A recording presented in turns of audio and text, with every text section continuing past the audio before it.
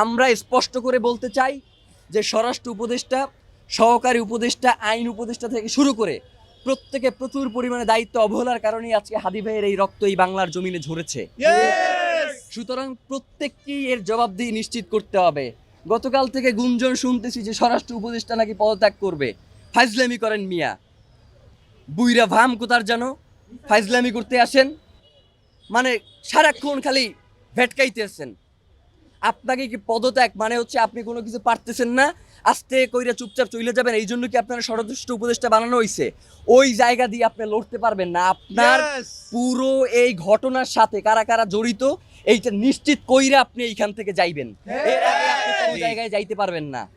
মানে হইলো যাইয়া আপনি যাবেন, কোনো সমস্যা নাই, তার আগে বলবেন যে আপনারা কে বাধা দিছে এই দায়িত্ব পালন করতে, আপনি কার কার জন্য এই দায়িত্ব পালন করতে পারেন নাই, কে এই খুনের তদন্ত করতে আপনারা বাধা দিছে, সব কথা বইলে দিয়া এরপর আপনি যাইতে হইবে। এছাড়া আপনার যাওয়ারও কোনো সুযোগ নাই। এবং ডক্টর ইউনূসকেও আমরা বলতে চাই যে বাংলাদেশের জনগণ আপনাকে প্রধান উপদেষ্টা বানাইছে এই জনগণের স্বাধীনতা সার্বভৌমত্বকে টিকিয়ে রাখার জন্য। জানাজার মাঠে আপনি বলেছেন যে আপনি শরীফ ওসমান হাদিকে ধারণ করেন, কিন্তু একবারের জন্য আপনি জানাজার ময়দানে বলেন নাই যে খুনের বিচারের ব্যাপারে আপনি কি করবেন। মানে এই যে এত বড় একটা হত্যাকাণ্ড হইলো, এর বিচারের জন্য আপনি কি কি পদক্ষেপ নেবেন সেইটা আপনার মুখ থেকে আমরা শুনতে পারি নাই।